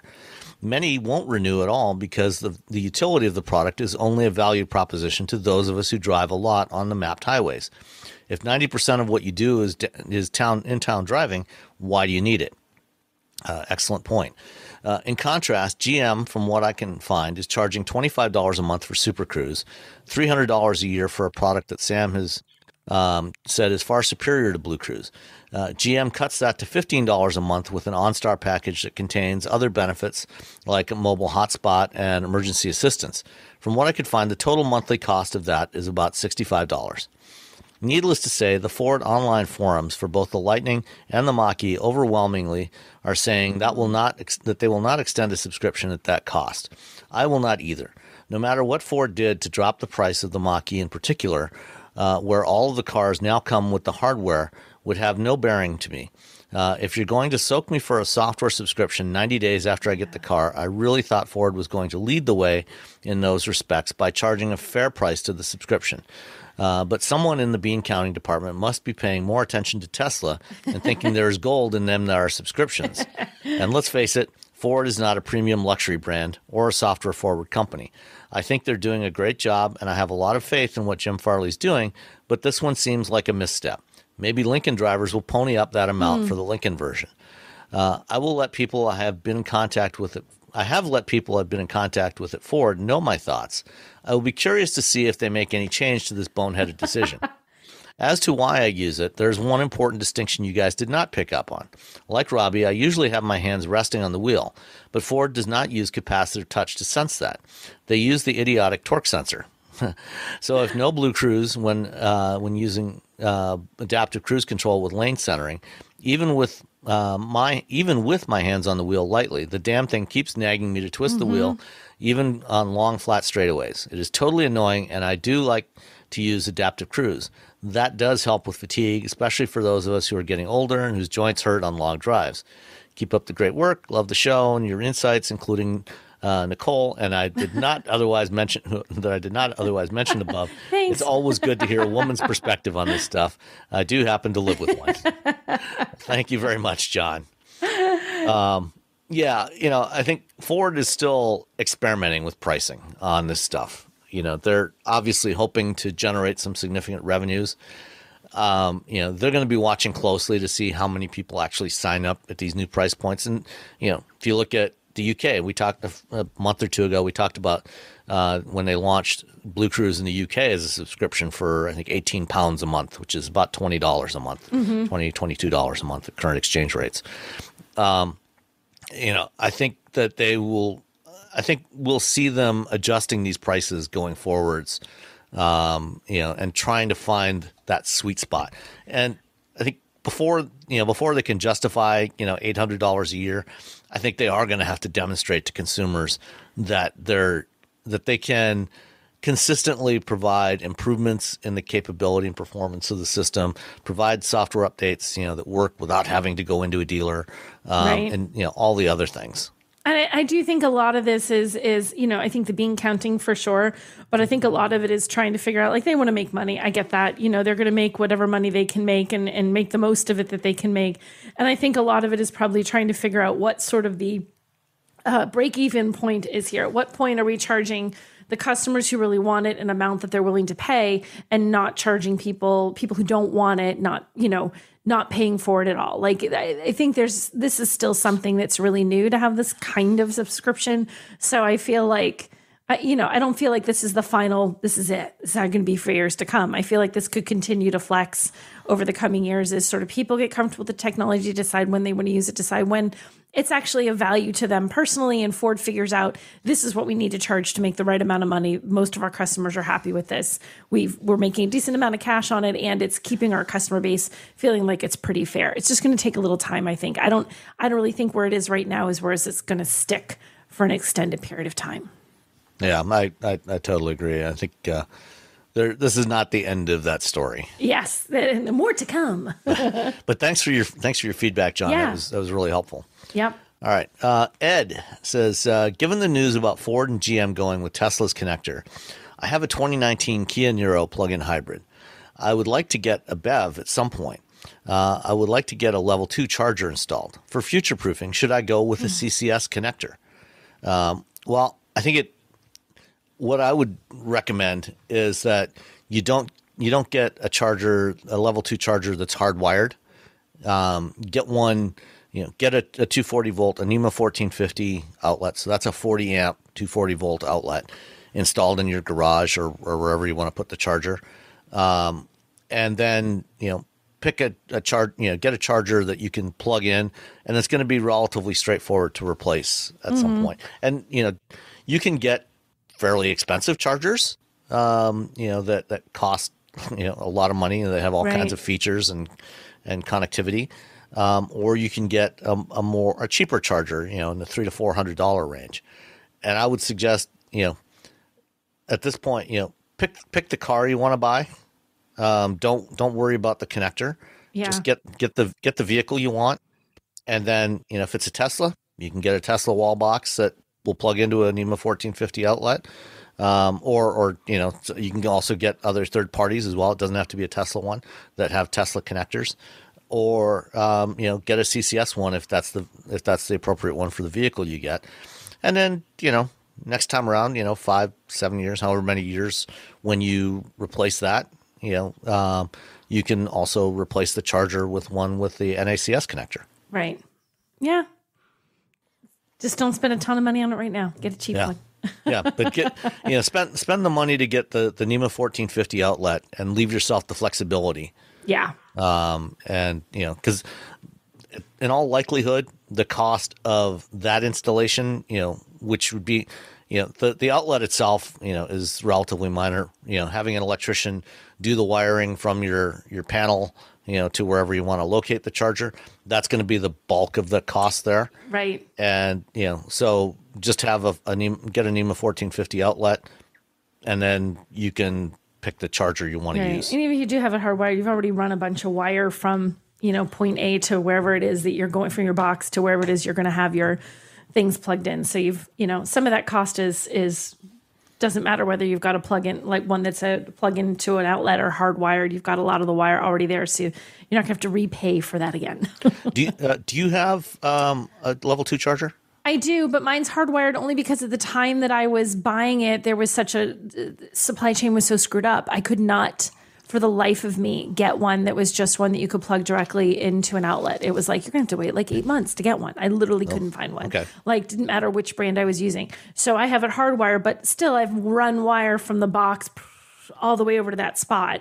So I'm going to have to pay to have it changed to an outlet. Do you know what I mean? But that wire is already running. And actually, funny enough, the wire was truly the biggest part of that entire thing. It wasn't the electrician's installation or even the unit itself. It was the cost of the wire, because the wire's not cheap, weirdly. Yeah, no, that copper's expensive. Yeah, it's very expensive wire. So the bulk of the cost was getting the wire over to where we wanted the box to be.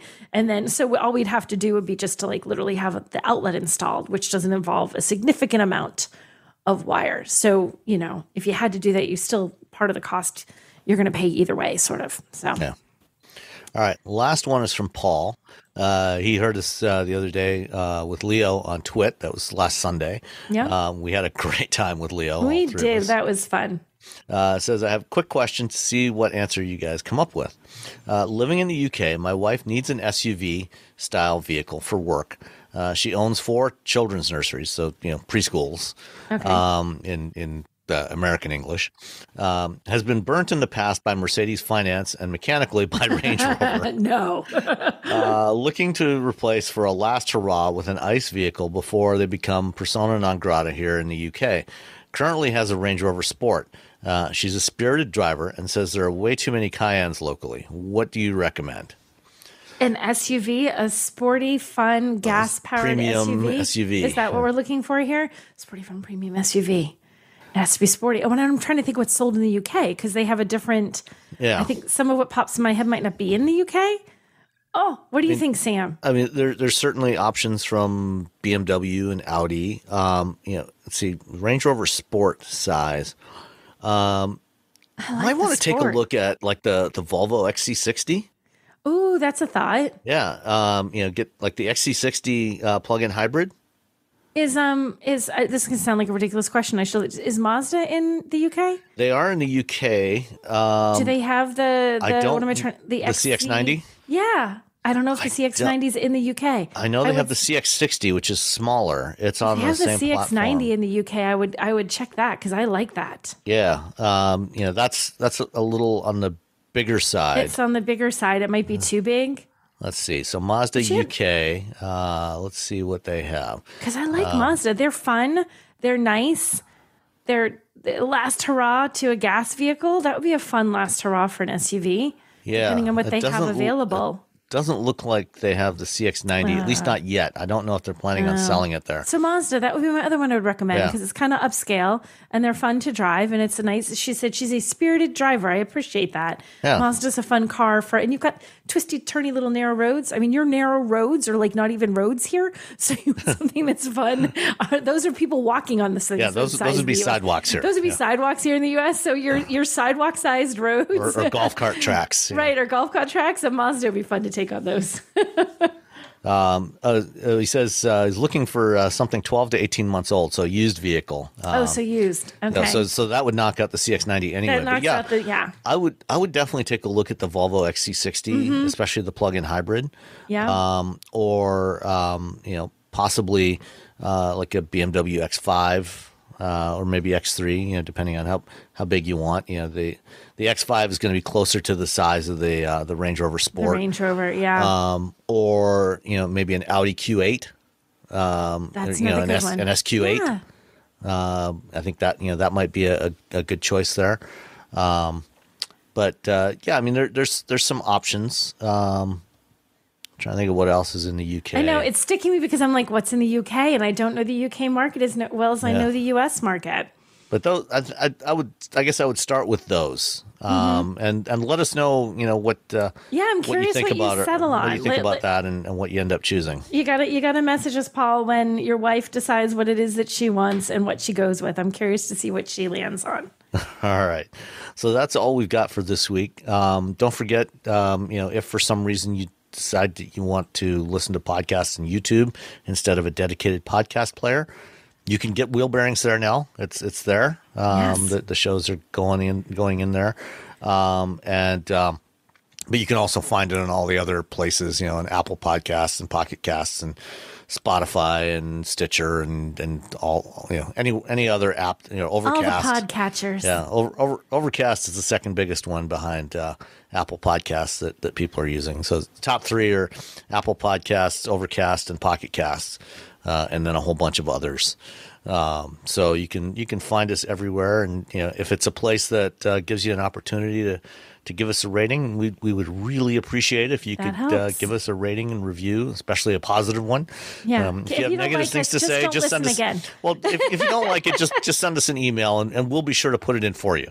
But if you do like us, put in the rating yourself, and we would really appreciate that. Yes. And we will talk to you next week. Bye, everyone. Bye.